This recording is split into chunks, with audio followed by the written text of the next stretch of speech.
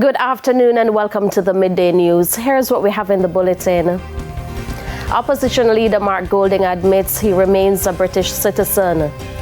Road fatalities surpass last year's figures. And later in sports, Cavalier dethrones Mount Pleasant to become JPL champion. Thank you for joining us. I'm Shamela Pullen. Here are the details. We begin with news that opposition leader Mark Golding has admitted that he remains a British citizen.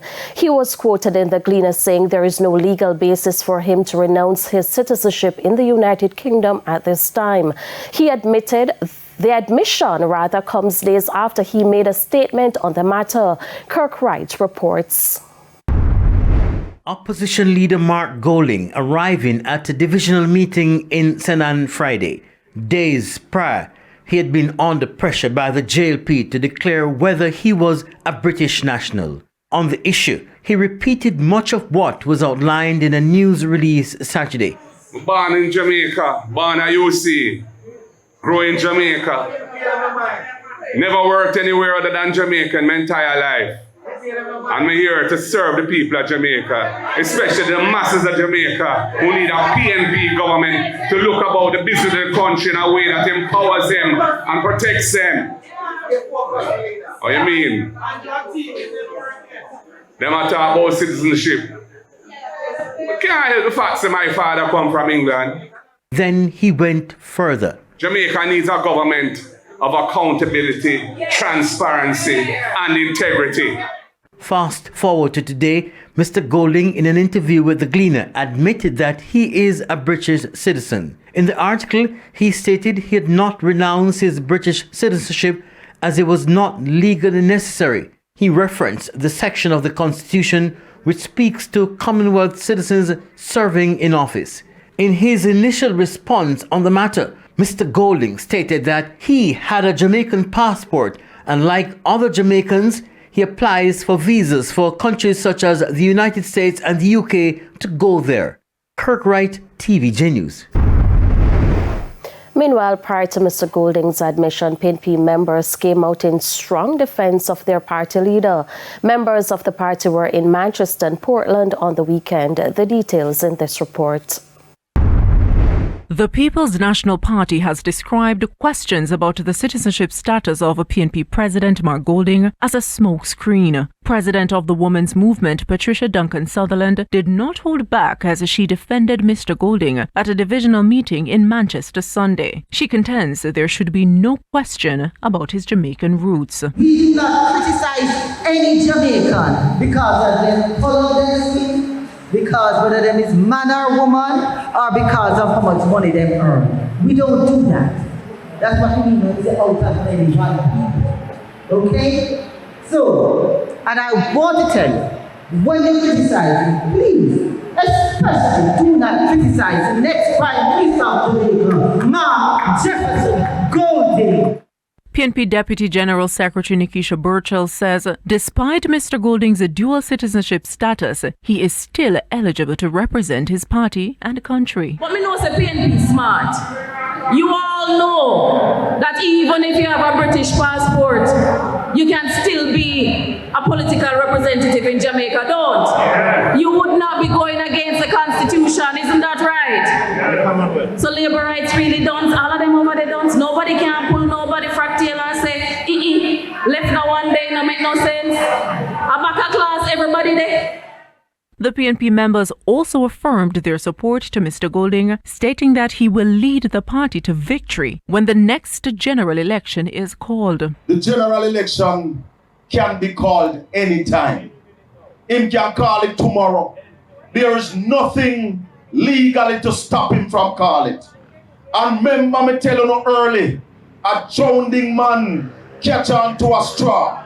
Right now it is obvious that the labor rights are drowning and they are catching on to straw. So we must get ready that when the trumpet is sound, you will arise from your slumber and answer the call. Nakinski Robinson, TVJ News. More Haitians have arrived in Jamaica. They landed in the Hector River area of Portland on a sailboat. Residents alerted the police and at least 8 of them were found and taken to hospital. We'll have more of this development in subsequent newscasts. The National Road Safety Council is concerned about the number of fatalities from traffic crashes since the start of the year. Dr. Lucian Jones says the issue was raised at last Thursday's meeting of the National Road Safety Council. As at Monday, May 20, 162 people have died due to road fatalities, compared to 161 for the corresponding period last year. Vice Chair of the National Road Safety Council, Dr. Lucian Jones, says the National Road Safety Council is concerned. 2 issues were discussed extensively. One, increased enforcement, and secondly, public education. But in addition to this was a matter of safe roads. So the whole of the approach to road safety in the country is based on the safe systems approach. And in fact, ACP Gary Mackenzie, who heads up P-STEP, and his team had gone around the country looking at those roads that needed improved signage and also the road markings, which are vital, especially at nights. So all of these were submitted to the NWA and were told at the meeting that the financing for these road markings would come under the Sparks program. And of course, it will include potholes and other deficiencies in the road surface.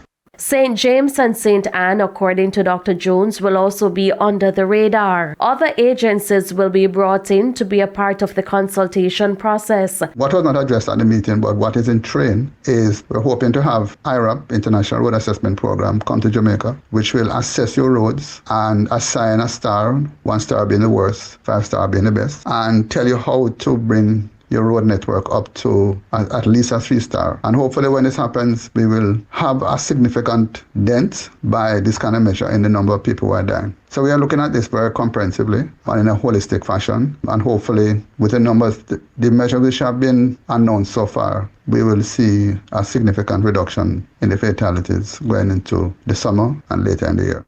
The Road Safety Unit has been working to reduce road fatalities by 50% by 2030. Meanwhile, President of the Transport Operators Development Sustainable Services, Edgerton Newman, is asserting that a number of the road crashes do not involve taxi operators. Mr. Newman says taxi operators are often blamed. However, the data show otherwise. There's a narrative out there for years. The view that it is the public transport operators who are causing all this. Once there's a crash, my head started to hurt me because I want to know if it's a taxi. Because that is view of people, right? A taxi man, a guy going to airport to catch a plane, he's late in an accident. Look at the number of SUVs being involved in accidents in recent weeks. 5 weeks ago, I was actually smiling. Wow, we're 14% below last year. 5 weeks ago. What is happening today? The same amount of accident last year, this time, and the same amount now. And who are engaged in these accidents? Look at the who are engaged in the accident. A number of taxi operators are now staging a protest at the Lyndhurst Road offices of the RJ Gleaner Communications Group. They claim that the police are still enforcing traffic tickets that the Constitutional Court ruled were null and void. In a landmark judgment last month, the court ruled that motorists who paid traffic fines that were illegally imposed and well above the rates stipulated in the original Road Traffic Act over a 15-year period ending 2021 are entitled to a refund. We will have more on this developing story in Primetime News at 7. It's time for a break. Stay with us. More stories when we return.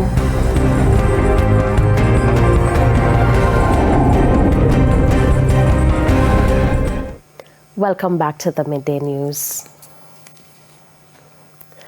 Residents in sections of Portmore St. Catherine will now be getting water in their pipes. Minister without portfolio with responsibility for water, Matthew Samuda, toured the area recently where work is being done. Amoy Harriet reports. I welcome you to the best constituency in Jamaica. Best constituency in Jamaica, but like many other parts of the island, sections of Portmore have been without water. That is, until now. Over 400 residents in Helsha are set to benefit from a water supply expansion project. It's estimated to cost between $18 and $22 million. This work is particularly important. Between Smith Lane and Power Lane and its environs in Newlands, we have a non-revenue water score, a volume rather, of over 200,000 gallons daily. That is not something which is sustainable. And as we are in a race to water resilience, these are the sorts of projects that we have to do. We just simply have to upgrade our network. We have to cut the leaks. The goal is to reduce non-revenue water across Portmore. The NRW project really is very simple but extremely consequential. It is breaking of leaks and breaking the cycle of theft. Portmore at one point had just approximately 70% NRW in the area. There's no economic model that allows you to do the infrastructural investment required for Portmore to grow from strength to strength with 70% NRW. We are working with the National Water Commission and indeed with MIA to ensure that this figure comes down. I believe we're now in the 40s. But there's still more work to be done. I also want to be very clear that I'm particularly concerned about the state of the infrastructure between Brakeland and Helsha. And I've raised the matters with MP Jackson, and he's assured me of his support to the course of action that we are contemplating. We do say to residents that in the next quarter we should be able to provide some updates. For her part, Councillor for the Southborough Division, Damara Lawson, has welcomed what she calls an end to a persistent water crisis that has been making residents' lives miserable. Persons will find themselves benefiting more from this package. Those who were having difficulties with water problems, that will be eliminated.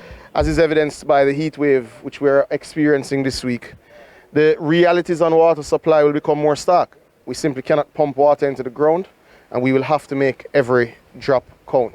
Amoy Harriet, TVJ News. It's now time for the Business Minute.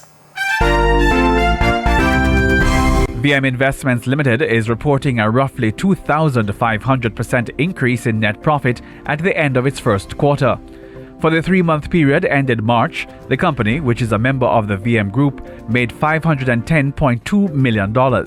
In the first quarter, the company sold its 30% stake in Carryland Caribbean Holdings Limited. VM Investments revenues were also up, coming in at $912 million in comparison to $440 million the year before. There was, however, a decline in net interest income, which totaled $31 million, down from the $92 million reported in the first quarter of 2023. The company says this segment was affected by its strategy to contain growth in its repo portfolio. Spreads were also compressed due to the tight monetary policy of higher interest rates. Further afield, Red Lobster has filed for bankruptcy. The largest seafood restaurant chain in the world said it had to settle more than $1 billion in debt. The company plans to sell its business to its lenders. In turn, Red Lobster will receive financing to stay afloat, but more restaurants will be closing. Analysts and former employees say recent management, competition, inflation, and other factors ran the company to the ground. And that's it for the Business Minute. I'm Hal Shane Burke. Time now for the top regional and international stories. In the region, American Airlines is expanding its winter schedule with 8 new routes to Latin America and the Caribbean. The new routes include a Saturday service from Charlotte International Airport to St. Vincent and the Grenadines and weekly flights from JFK in New York to St. Lucia, St. Martin and St. Vincent and the Grenadines, all starting December 7. Tickets for the new routes will be available for purchase on American Airlines website starting today. On the international scene, Iran's first Vice President Mohammad Mokber is expected to assume the presidency. This after Ibrahim Raisi died in a helicopter crash as the country gears up for early elections. Raisi, who died on Sunday along with Foreign Minister Hossein Amir Abdullahian and other officials, was nearing the end of his first 4-year tenure as a president. And the International Criminal Court ICC is seeking arrest warrants in relation to the October 7 attacks in the Israel and Gaza war. The ICC says the arrest warrants are for Hamas leader Yahya Sinwar and Israeli Prime Minister Benjamin Netanyahu on charges of war and crimes against humanity. A panel of ICC judges will now consider the application for the arrest warrants. And those were the top regional and international stories. I'm Nakinski Robinson. We head to a quick break. When we come back, we'll have your midday sports report with Jordan Fort.